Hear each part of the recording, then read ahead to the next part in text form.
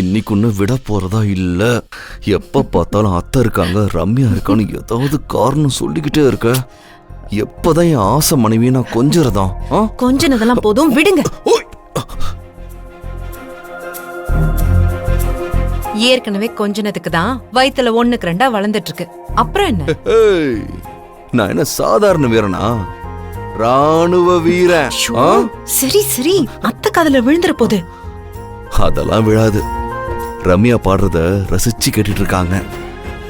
இப்ப அவங்க காதுல எதுவும் விழாது. நீ முதல்ல உட்காரு. எதுக்கு உட்காரு, நான் சொல்றேன். உட்காரு.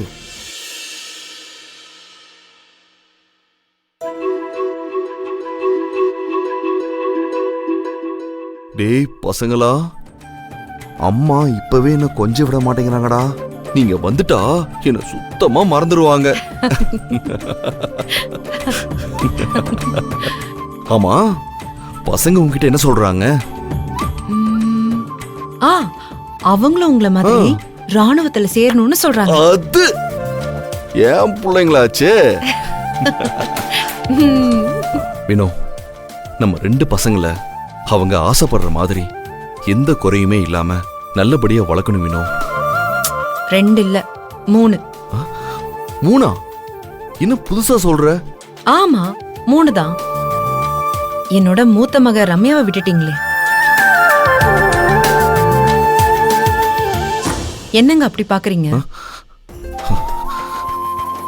உன்னால மட்டும் எப்படி வினோ எல்லாரும் மேலையும் பாசத்தை ஒரே மாதிரி கொட்ட முடியுது?